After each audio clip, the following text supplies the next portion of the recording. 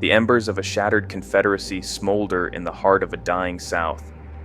This is not the story of noble sacrifice or heroic last stands.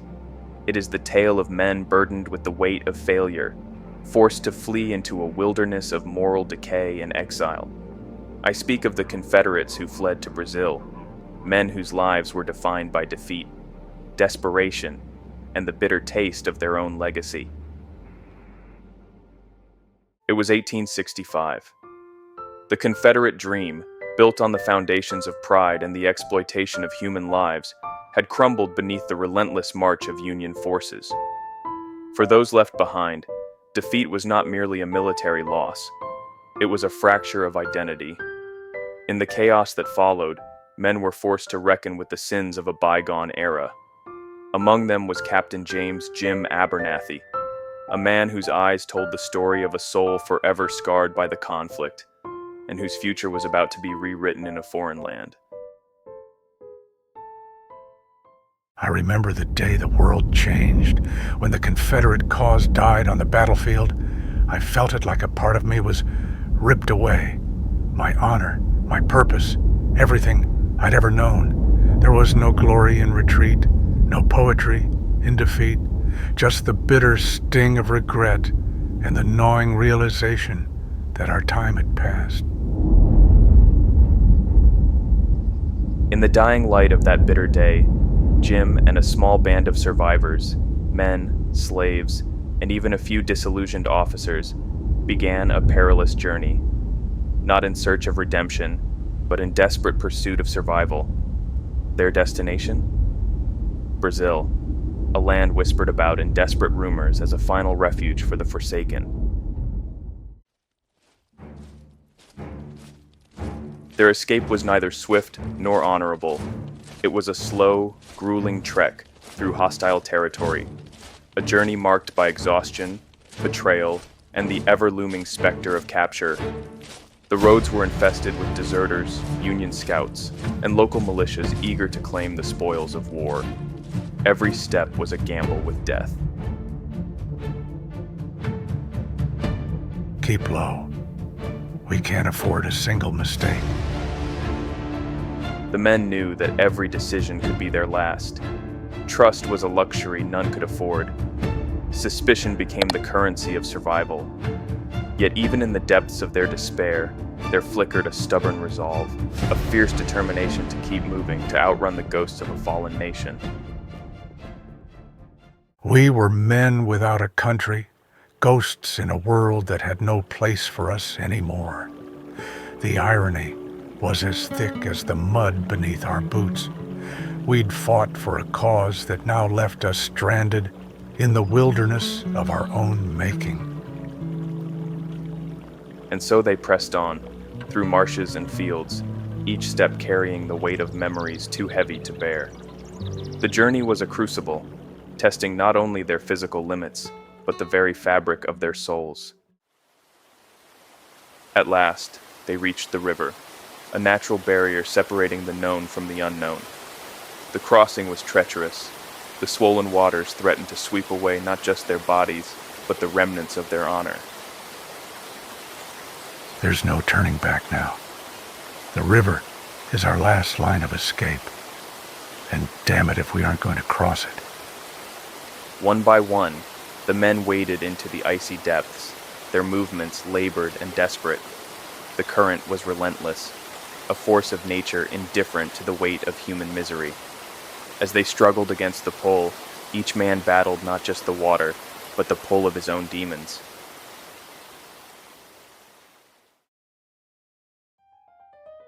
Some would not make it.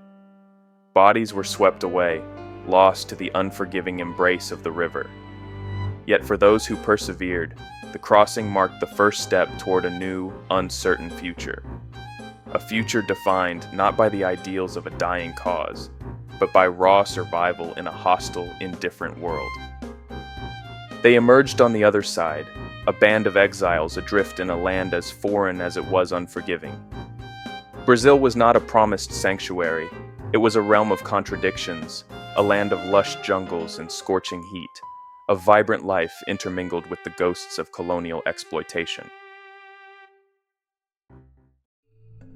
Here, among the tangled vines and labyrinthine back alleys, the exiled Confederates found no welcome. The locals saw them as relics of a dark, forgotten past, an anomaly in a land already scarred by its own history of exploitation and strife. In the humid air of Brazil, their once proud insignia now marked them as outcasts, bearers of a legacy steeped in sin.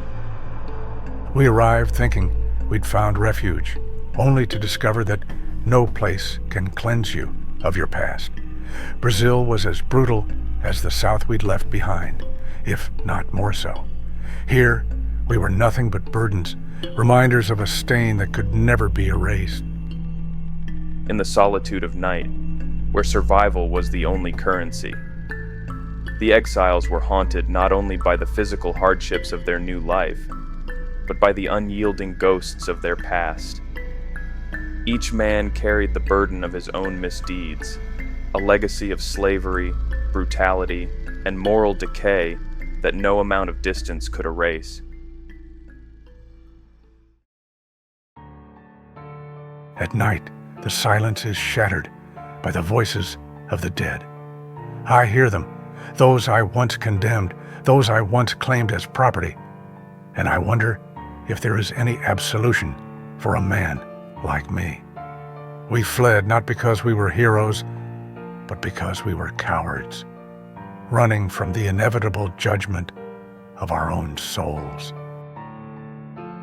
There is no heroism in exile, only the relentless confrontation with one's own sins.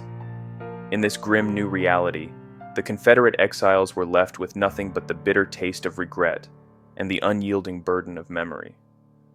The very ideals they had once defended were now the chains that bound them to an inescapable past.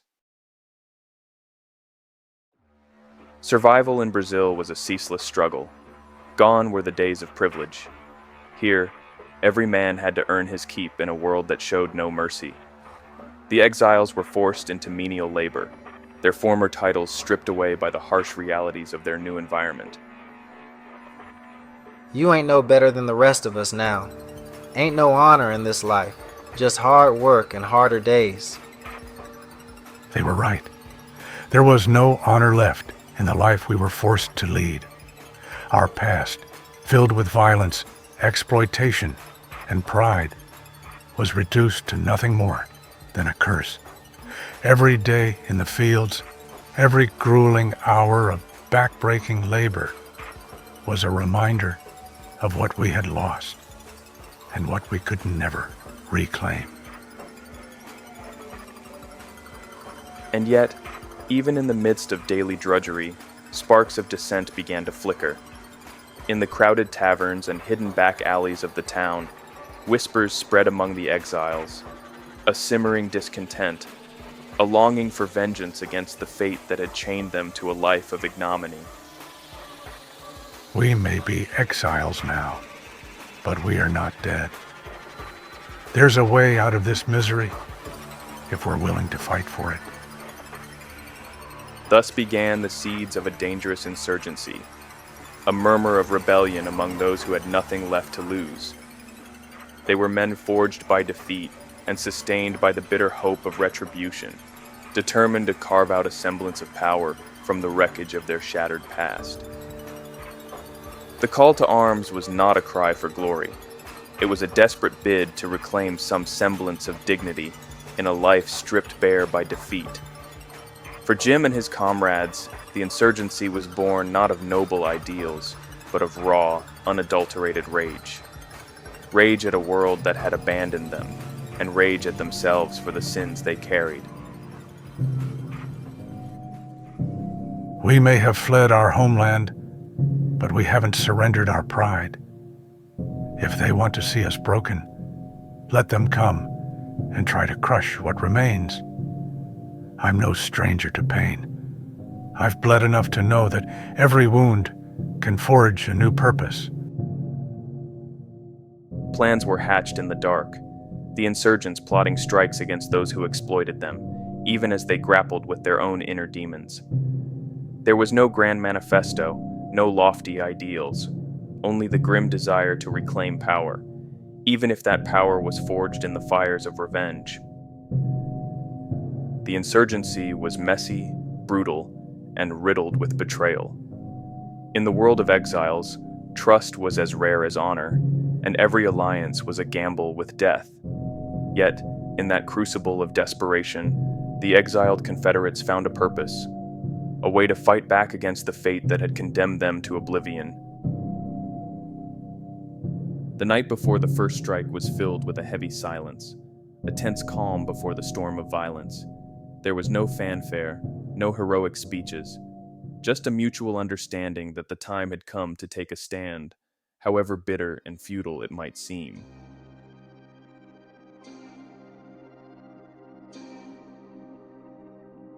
This isn't about reclaiming honor. It's about making them feel the same cold dread we've carried every day since we were cast out. Tonight, we show them that even exiles can rise, and that our silence ends with the sound of our fury.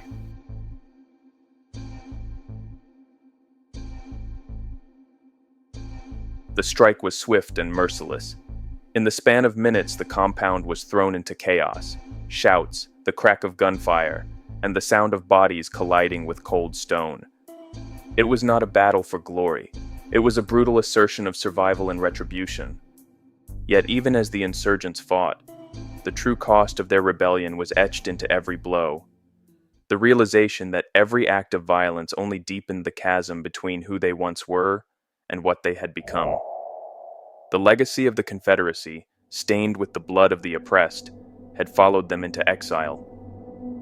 In the cold light of dawn, the cost of rebellion became inescapably clear. The insurgency had sown chaos, but it had not erased the past. Instead, it deepened the scars of men already marred by defeat. There was no triumph in their actions, only a bitter reminder of the price that comes with trying to reclaim lost honor. We thought that in striking back we might reclaim something, pride, a legacy, a future. But all we found was more regret, more blood on our hands. I see our reflection in every ruined face, every shattered dream. We are not heroes. We are survivors, damned to wander in a wasteland of our own making. The insurgency fractured further in the days that followed. Trust among the exiles, already fragile, broke under the weight of guilt and the lure of easy vengeance. Factions emerged, each convinced that their path was the only way out of the mire. In this grim landscape, there were no clear answers, only the relentless march of consequence and the perpetual echo of choices made in desperation. For Jim Abernathy, the journey had become a never-ending quest, a battle not against an external enemy alone, but against the ghosts of his own past. His heart was heavy with the knowledge that every act of rebellion only drove him further from the man he once hoped to be. In the end, survival was a hollow victory, and redemption remained a distant, elusive dream. I write these words as a record, not of heroism, but of the truth that we were never saviors, only survivors. And that even in exile, even in the face of an unforgiving future, there remains a duty to remember, to bear witness to our failures so that others may learn from them.